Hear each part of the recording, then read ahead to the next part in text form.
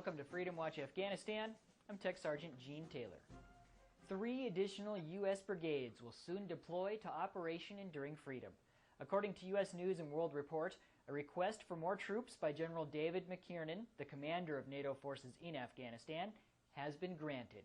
That means between 12 and 15,000 additional U.S. troops could be in place by the end of the year. 3 brigades will be a considerable increase to U.S. forces in Afghanistan. At the moment, there are approximately 34,000 U.S. troops in the theater, with 15,000 under NATO command and another 19,000 operating independently, primarily in the east along the border with Pakistan. The first soldiers are slated to come from the U.S. Army's 10th Mountain Division. They should move out late this year, between November and January, while 2 other brigades are likely to arrive sometime in the spring or summer of next year. General McKiernan has also asked for more troops to reinforce the 101st Airborne Division in Regional Command East. However, receiving troops beyond the currently approved 3 brigades will require shifting troops from Iraq and will depend heavily on improving conditions there. Maintaining a secure Afghan-Pakistan border remains a priority for coalition forces. Marine Sergeant Jeremy Ross introduces us to soldiers whose everyday responsibilities include this crucial region. For the soldiers of the 527th Military Police Company, the nature of their mission in eastern Afghanistan is defined as much by what they do as where they do it.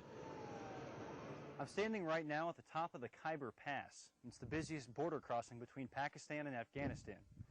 As a matter of fact, if you look down into this valley here right over my right shoulder, you can actually see Pakistan. This border area is part of a 900 square kilometer battle space operated by the 527th MPs. It makes the company the only MP unit in Afghanistan to operate their own area of operations. Our primary mission is AMP development. We are sent to theater to be AMP developers. We also have the responsibilities of owning a battle space and commanding a FOB.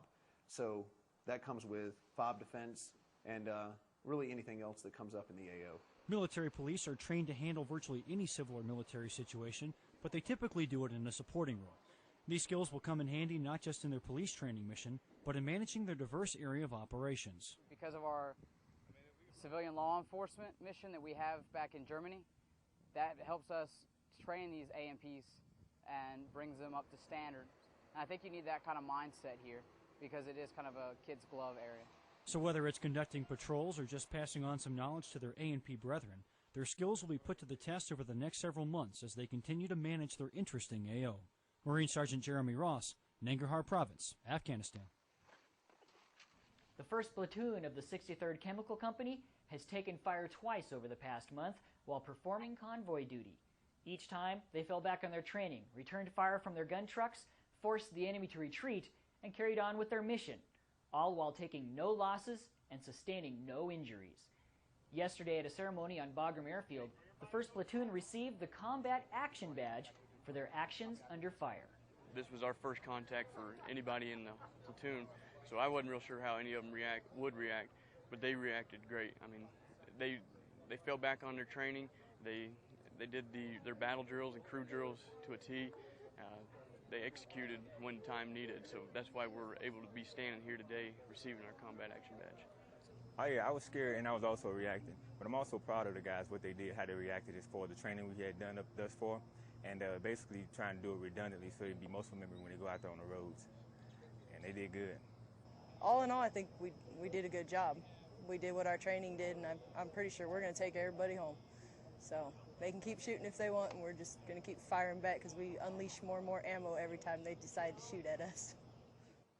That's all the time we have for this edition of Freedom Watch Afghanistan. To see today's stories or previous editions of our show, you can find our program on the web. Just point your browser at pentagonchannel.mil. From all of us here at Bagram Airfield, I'm Tech Sergeant Gene Taylor. Thanks for watching, and have a great day.